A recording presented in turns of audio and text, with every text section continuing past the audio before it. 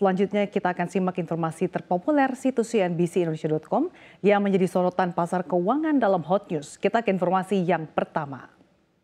Rumah Sakit Cipto Mangunkusumo atau RSCM Jakarta buka suara terkait fenomena banyaknya anak-anak yang menjalani prosedur cuci darah dalam beberapa waktu belakangan ini. Dokter spesialis anak RSCM Jakarta, Dr. Eka Laksmi Hidayati mengungkapkan, saat ini ada sekitar 60 pasien anak yang menjalani prosedur cuci darah di RSCM Jakarta secara rutin.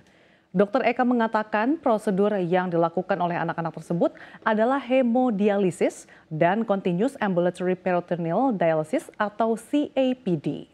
60 anak tersebut tidak semuanya hemodialisis dengan mesin sehingga tidak perlu datang ke rumah sakit setiap minggu, melainkan kontrol setiap bulannya. Adapun jumlah pasien anak yang melaksanakan prosedur hemodialisis adalah sekitar 30 orang. Terkait penyebab, Dokter Eka menegaskan banyaknya pasien yang melakukan prosedur cuci darah di RSCM Jakarta tidak berkaitan dengan peristiwa gagal ginjal akibat obat sirup mengandung etilen glikol. Ada beberapa faktor penyebab anak harus menjalani prosedur cuci darah di RSCM Jakarta. Salah satunya adalah gagal ginjal bawaan lahir.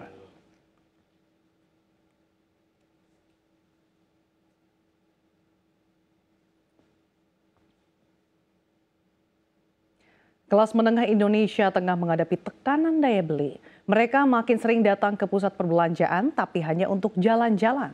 Kepala Ekonom Bank Mandiri Andri Asmoro menyebut tren ini tengah meningkat di 2024. Menurutnya konsumen makin pilih-pilih dalam berbelanja untuk mencari harga paling murah, suatu perilaku yang dikenal sebagai down trading.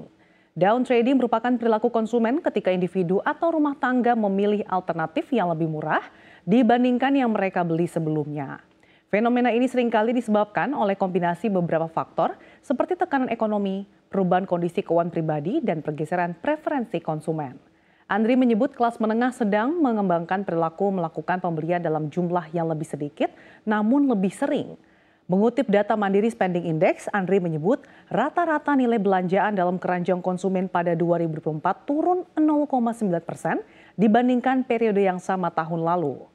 Akan tetapi jumlah kunjungan mereka ke pusat perbelanjaan meningkat 3,3% pada 2024. Hal ini menunjukkan konsumen lebih memilih untuk berkunjung lebih sering sambil menurunkan nilai keranjangnya dengan istilah down trading.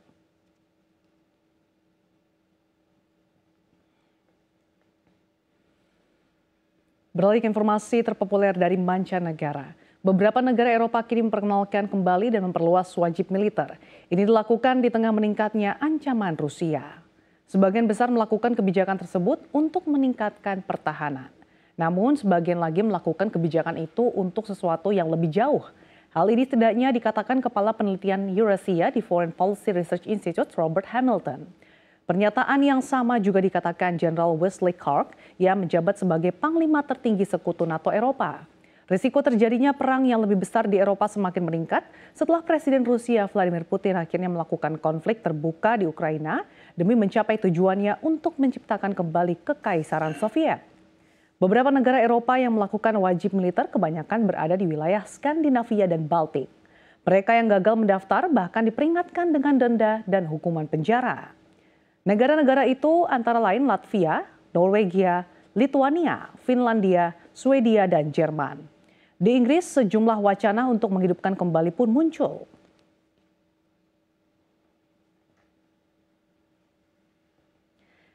Kamala Harris mengisyaratkan perubahan besar pada kebijakan Amerika Serikat terkait perang Gaza saat bertemu Perdana Menteri Israel Benjamin Netanyahu di Washington DC. Dalam kesempatan tersebut, Kamala meneriakkan kesepakatan damai dan mengatakan tidak akan diam atas penderitaan di kantong Palestina itu. Hal ini merobek buku pedoman Presiden Joe Biden yang seolah memberi dukungan penuh ke Israel selama menjabat. Ia mengatakan bahwa sudah waktunya untuk mengakhiri perang yang menghancurkan tersebut. Calon Presiden Amerika Serikat dari Partai Demokrat itu pun menegaskan bahwa dalam pertemuan dengan Netanyahu ia mendesak pria 74 tahun itu untuk melihat Gaza sebagai situasi yang mengerikan. Ia mengatakan sangat serius mengkhawatirkan skala penderitaan manusia dan Gaza, termasuk kematian terlalu banyak warga sipil yang tidak bersalah. Di kesempatan yang sama, ia juga menyerukan pembentukan negara Palestina. termasuk meminta Israel dan Hamas untuk menyetujui gencatan senjata serta kesepakatan pembebasan sandera untuk mengakhiri perang Oktober 2023 itu. Over 2 million people facing high levels of food insecurity and 500,000 people facing catastrophic levels of acute food insecurity. What has happened in Gaza over the past 9 months is devastating.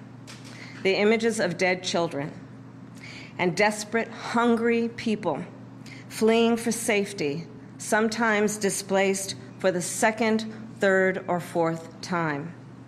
We cannot look away in the face of these tragedies. We cannot allow ourselves to become numb to the suffering, and I will not be silent. Let's get the deal done so we can get a ceasefire to end the war. Let's bring the hostages home, and let's provide much-needed relief to the Palestinian people. And ultimately, I remain committed to a path forward that can lead to a two-state solution.